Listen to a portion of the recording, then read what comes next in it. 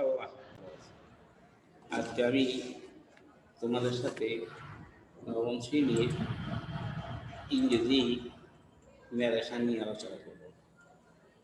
আমি আসলে আগে ন্যারেশন তোমাদেরকে বুঝিয়েছিলাম, কিন্তু ন্যারেশন আসলে একটা গুরুত্বপূর্ণ একটা অধ্যায় এবং অনেকগুলা সেন্টেন্সের অনেকগুলো ডিজাইনে করতে হয়। এটা একটা শক্ত একটা বিষয়, যেটা তোমাদের অষ্টম, নবম, দশম এবং ইন্টারমিডিয়েটে ফ্যাক্টর। সুতরাং এখন যদি ভালোভাবে পড়ো, পরে তোমরা ইন্টারভিউ দেওয়ার পরেও তোমাদের কোনো সমস্যা হবে না। তো আশা করবো তোমরা যদি ক্লাসটা দেখতাম।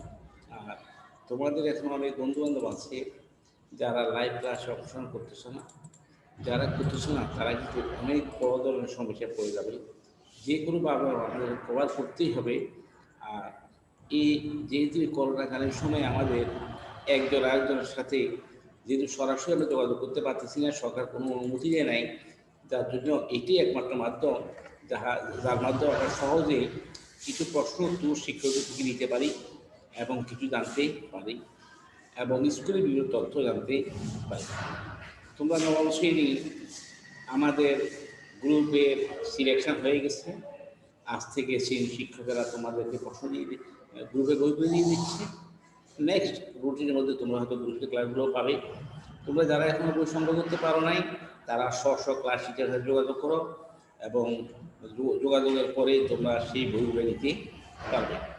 এবং আজকে থেকে আমরা বইগুলো দিয়ে দিচ্ছি। দেখ, যেটা বলছিলাম, আমি তোমাদেরকে আজকে যেটা পড়াবো সেটা ন্যারেশন। ন্যারেশন দেখো, ন্যারেশন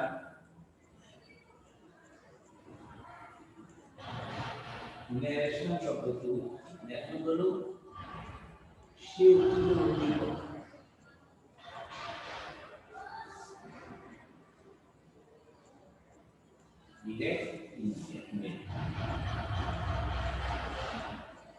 প্রত্যক্ষ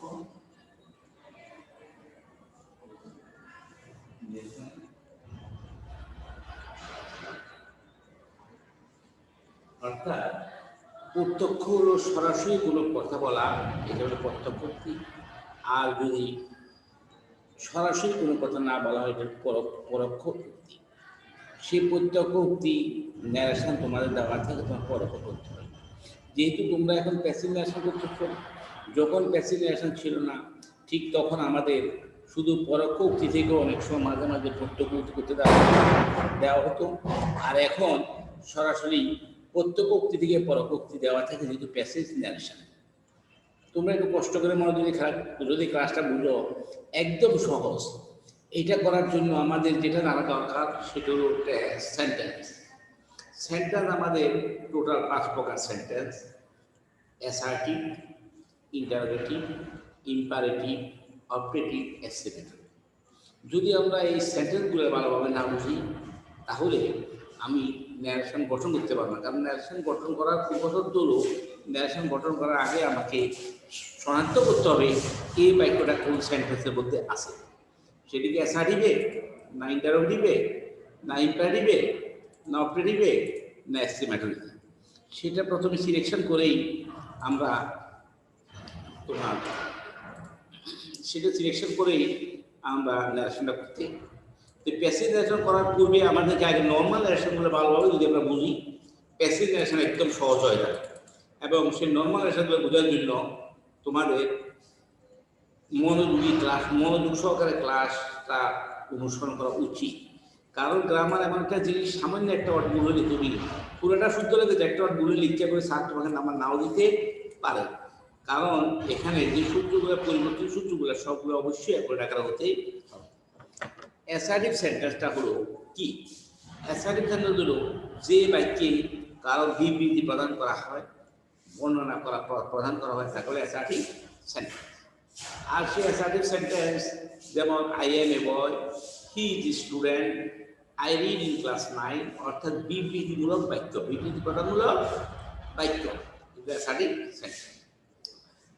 ইনডাইরেক্ট সেন্টেন্স হলো কাউকে কোনো প্রশ্ন করামূলক বাক্য। যেমন আমরা অনেক সময় অনেক প্রশ্ন করি, যেমন তোমার নাম কি, তুমি কোন ক্লাসে পড়ো, তোমার বাবার নাম কি, তুমি কি অসুস্থ। অর্থাৎ শ্রোতা অবশ্যই সেই প্রশ্নের একটা উত্তর তোমাকে প্রদান করবে। সেটা ইন্টারোগেটিভ। ইম্পারেটিভ সেন্টেন্স হলো সেই সেন্টেন্সে আদেশ, উপদেশ, অনুরোধ বোঝায় বা নির্দেশ বোঝায় সে বাক্যগুলো ইম্পারেটিভ সেন্টেন্স। অর্থাৎ যে বাক্যে আদেশ, উপদেশ, অনুরোধ। তো ইম্পারেটিভ সেন্টেন্সের বড় বৈশিষ্ট্য সাধারণত বাদ দ্বারা বাক্যটা শুরু হয় এবং সাবজেক্ট অবজেক্ট আমরা উত্তর। এরপর অপারেটিভ সেন্টেন্স, যেই সেন্টেন্সে ইচ্ছা বা আশীর্বাদ বোঝায় সেটা অপারেটিভ সেন্টেন্স। সে অপারেটিভ সেন্টেন্স ইচ্ছা আশীর্বাদ দেওয়া। আর এক্সক্লেমেটরি সেন্টেন্স হলো যে বাক্যে হর্ষ, বিশ্বাস, বিস্ময়, আনন্দ, বেদনা এই ওয়ার্ডগুলো বোঝায় হলো এক্সক্লেমেটরি সেন্টেন্স। তাই আমরা বুঝলাম অ্যাসার্টিভ মানে বিবৃতিমূলক, ইন্টারেটিভ মানে প্রশ্নবোধক, আর ইম্পারেটিভ মানে আদেশ উপাদেশ অনুরোধ, অপারেটিভ মানে ইচ্ছা আশীর্বাদ, আর এক্সক্লেমেটরি মানে হঠাৎ বিস্ময়, আনন্দ, বেদনা, দুঃখ, সেটা এক্সক্লেমেটরি সেন্টেন্স। এই সেন্টেন্সগুলা আমাদের অবশ্যই ভালোভাবে বুঝতে হবে। তোমরা একটু মনোযোগ দিয়ে দেখলে বুঝবে যে ন্যারেশন আসলে খুব সহজ। যদি আমরা একটা ন্যারেশন ভালোভাবে বুঝি, একটা ন্যারেশন বুঝতে যে সময় লাগবে, বাকি সবগুলো ন্যারেশন বুঝতে আমাদের ওই সময় লাগবে না। শুধু একটাই মনোযোগ শুনতে হবে। দেখো তোমরা, আমি একটা শুধু ন্যারেশন তোমাদের করে দিচ্ছি, দেখো।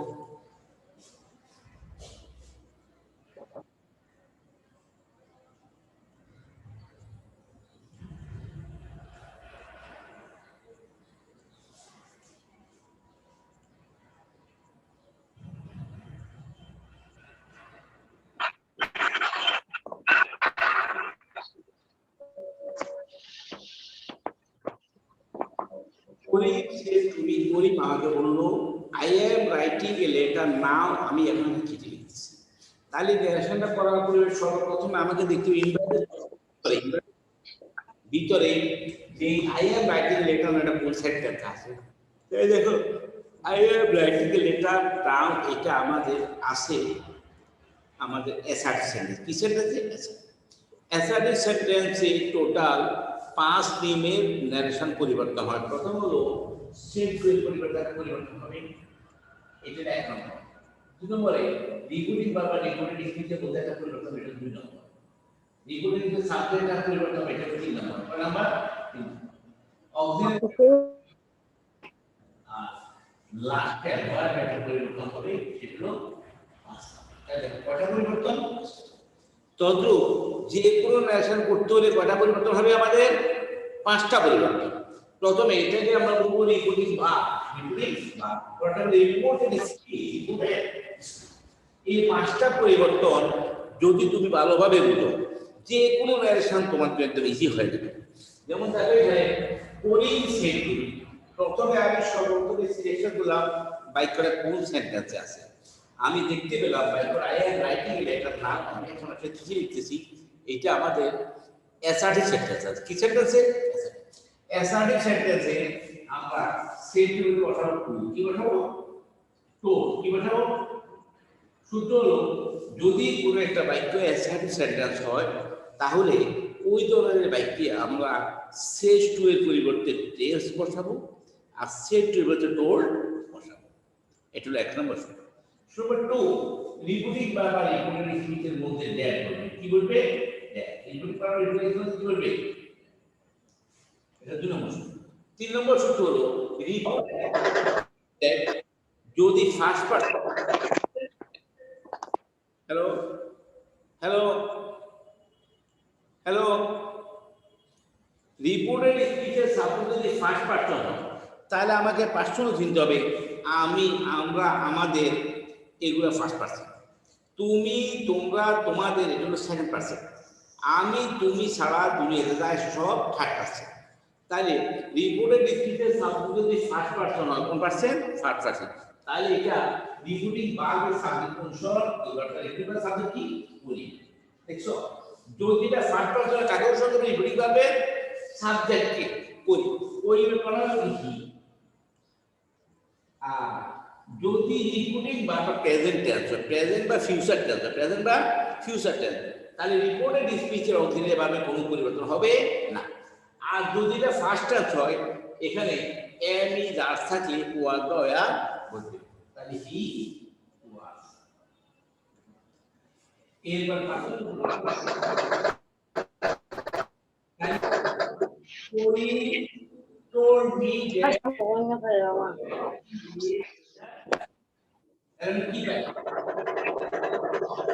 বাক্যটা যদি অ্যাসার্টিভ সেন্টেন্স হয় আমরা সেটের পরিবর্তে বসাবো টোল্ড আর শ্রেষ্ঠের পরিবর্তে বসাবো টেলস। এক নম্বর। দুই নম্বর সূত্র, রিপোর্টিং বারবার রিপোর্টেড স্পিচের মধ্যে ড্যাট বলবে। কি বলবে? ড্যাট। তিন নম্বর সূত্র, রিপোর্টেড স্পিচের সাবজেক্টটা যদি ফার্স্ট পারসন হয়, কোন পারসন? First person. তোমরা জানো আমি, আমরা, আমাদের সবগুলো ফার্স্ট পারসন। তুমি, তোমরা, তোমাদের সেকেন্ড পারসন।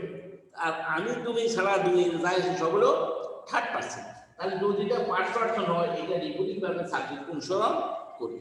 অর্থাৎ এখানে কি আই কোন পারসন? First person. এটা রিপোর্টিং বারবার সাবজেক্ট হলো পরিমাণ প্রণাম কি? এটা হলো সূত্র নম্বর 3। সূত্র নম্বর 4, যদি রিপোর্টিং ভার্বটা প্রেজেন্ট টেন্স হয়, কি টেন্স? প্রেজেন্ট বা ফিউচার, প্রেজেন্ট বা ফিউচার, তাহলে রিপোর্টেড লিখিত অক্সিলারি ভার্ব যে টেন্স আছে সেই টেন্সে থেকে যাবে। অর্থাৎ এবি যা থাকলে এবি যা থেকে যাবে, ওয়াজ থাকলে ওয়াজ থেকে যাবে। কিন্তু যদি এটা ফার্স্ট পারসন হয়, কোন পারসন? First person. যেমন সেড, সেড টু, আস্ক, এই জাতীয় যেগুলো বলে ফার্স্ট পারসন হবে, তাহলে রিপোর্টেড স্পিচ যদি সাবজেক্ট প্রেজেন্ট ইনডিফিনিট টেন্স হয়, এইটা হবে first degree. Present indefinite tense হবে first degree. Present continuous tense হবে ফার্স্ট কন্টিনিউয়াস। প্রেজেন্ট পারফেক্ট হবে first perfect. Present perfect continuous tense হবে ফার্স্ট পারফেক্ট কন্টিনিউয়াস টেন্স। আর ফার্স্ট ইনডিফিনিট টেন্স হবে first perfect. First continuous tense হবে first perfect continuous. লাস্টে now থেকে then, now থেকে then, here, there, hence, thence, today, that day, yesterday, the previous. তা তো বুঝতে পারছো টোটালে 5টা ওয়ার্ডের পরিবর্তনে হবে। এই 5টা ওয়ার্ডের পরিবর্তনে আমি যদি ভালোভাবে বুঝি তাহলে সেটা অ্যাসার্টিভ, ইন্টারোগেটিভ, ইম্পারেটিভ সেন্টেন্স আমি সহজে করতে পারবো। হয়তো একটা উদাহরণ যারা বুঝেছি ক্লিয়ার করে একটু খেয়াল করো।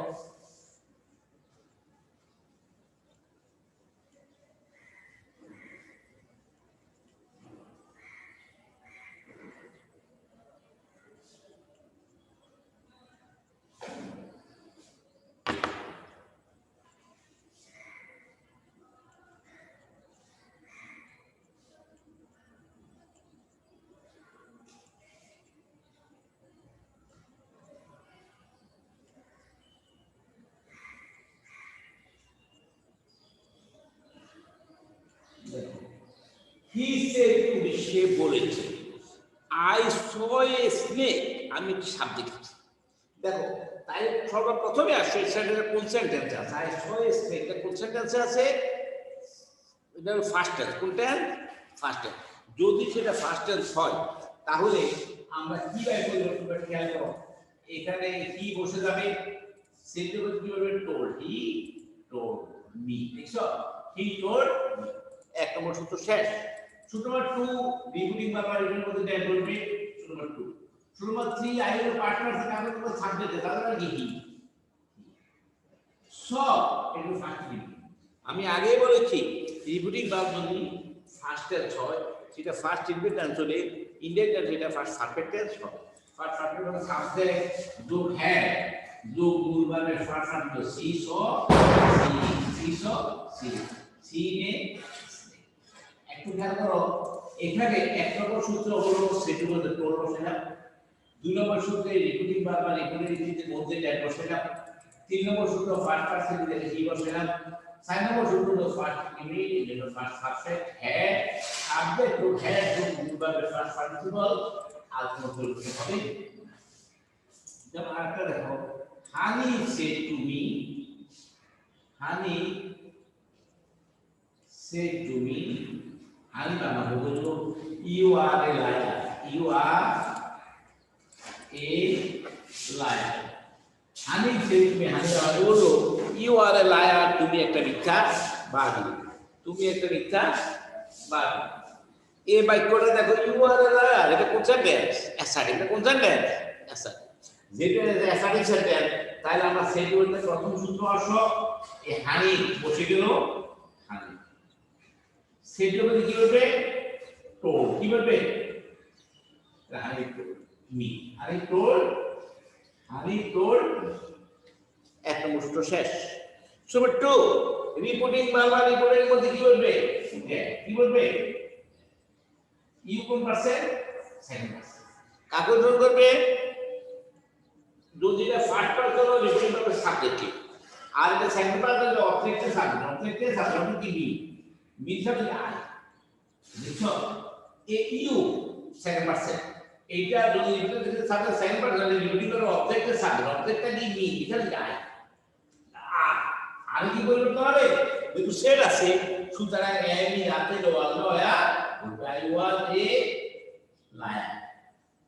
I was a তাইলে Hani told me that I was a lion. আর একটা উদাহরণ খেয়াল করো he says to me I am a boy. He says to me he is a boy. He said to me, Shyambo, he is a boy. He is a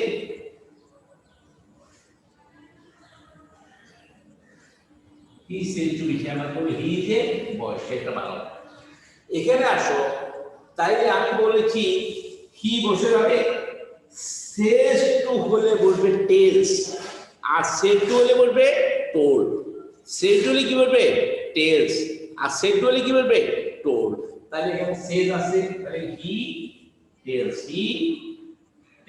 me he tells এক নম্বর সূত্র শেষ সূত্র নম্বর 2 reporting বারবার reporting মধ্যে যায় কি বলবে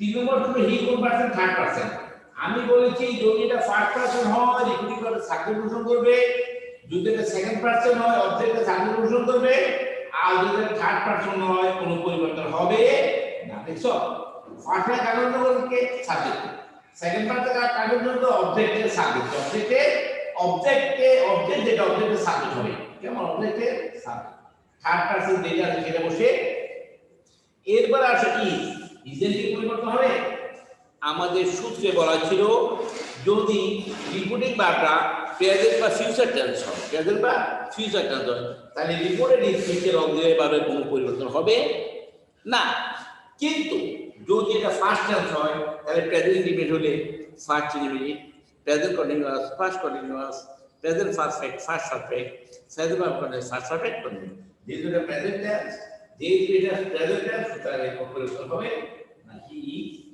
a lion দেখছো একদম সহজ কেমন আমি কারণ এখন তোমাদেরকে ডিটেইলস লিখে দেব দেওয়া বলা না দরকার না এই যে বলা হয়েছে এখন যেহেতু প্যাসেঞ্জার বেসিক একটু আলোচনা করে পরে আমি প্যাসেঞ্জার সামনে চলে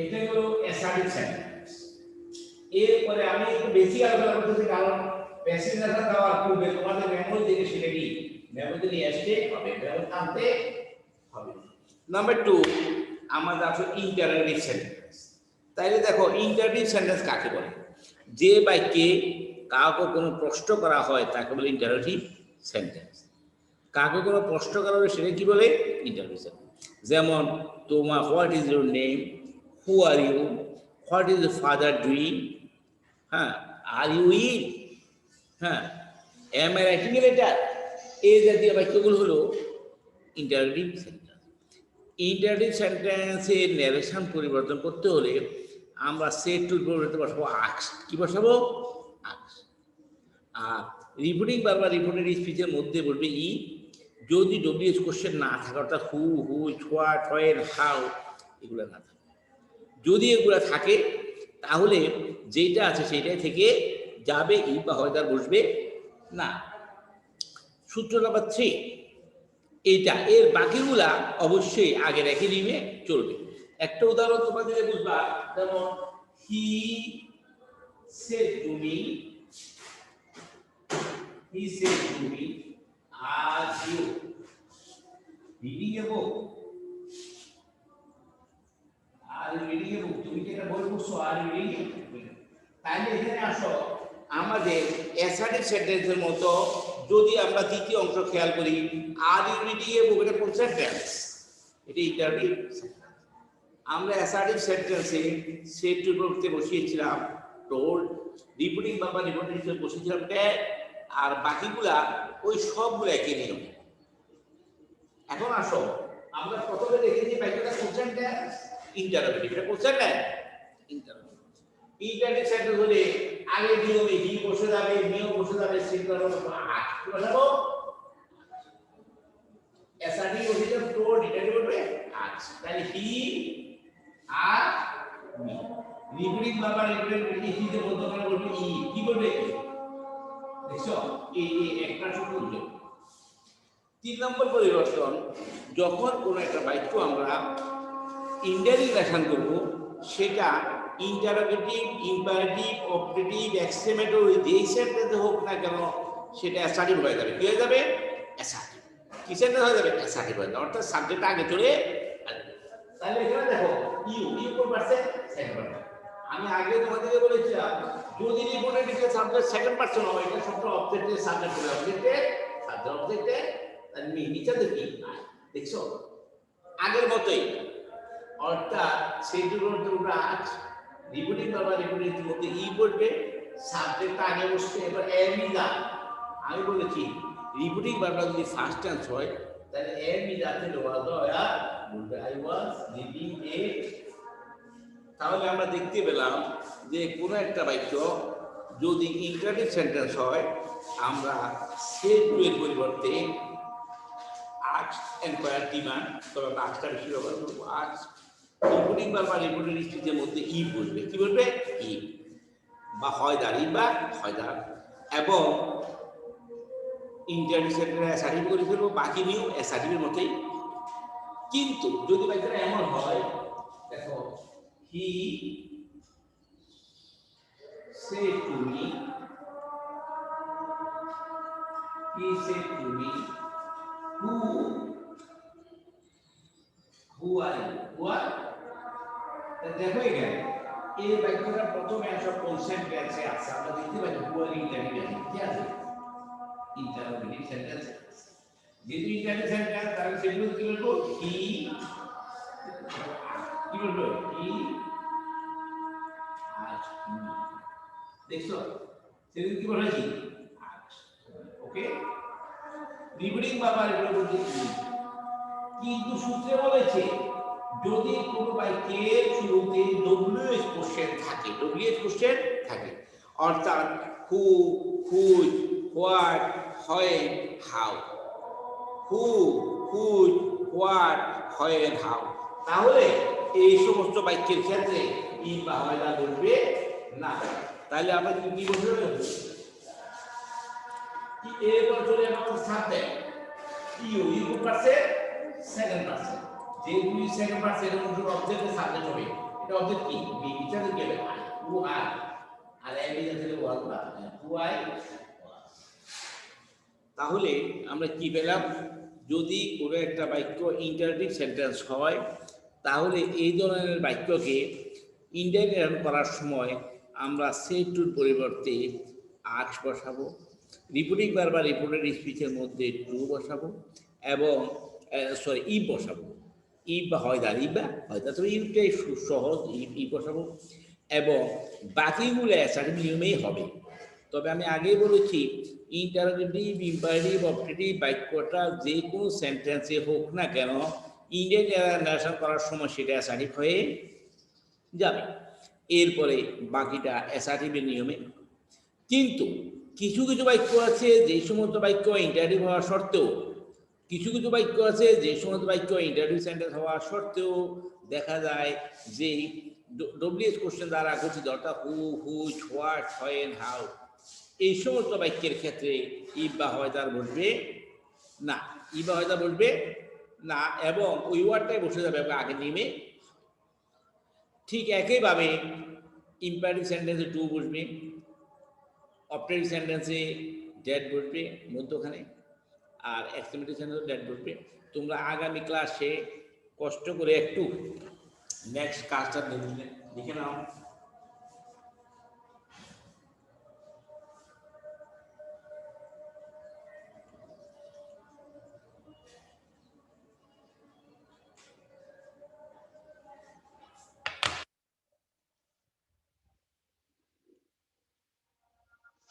After implied sentence,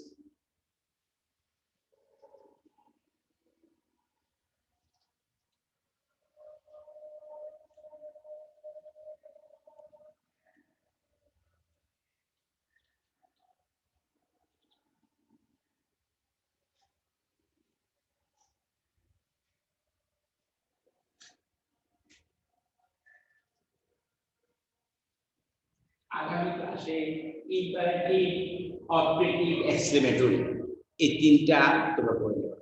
তোমরা আমাকে প্রশ্ন করতে পারো, স্যার মনে হয় পড়া বেশি না? পড়া বেশি হয় না, কারণ এগুলা ক্লাস 8 আমি নিজে আলোচনা করেছিলাম ক্লাস 8 এবং ক্লাস 9 এইগুলো যে বেসিক ফাউন্ডেশন, যেটা আমাদের এসআরবি বা ইন্টারভিউ সেন্টারের মতোই সামান্য টুকু পরিবর্তন, তবে এসআরবি ভিতরে বুঝতে এগুলো একদম ইজি হয়ে যাবে। Thank you very much. ভালো থাকো, সুস্থ থাকো। আর অনলাইন ক্লাসে তোমার যে বন্ধু অনলাইন ক্লাস করতেছে তাদেরকে বলবো অবশ্যই অনলাইন ক্লাস করতে।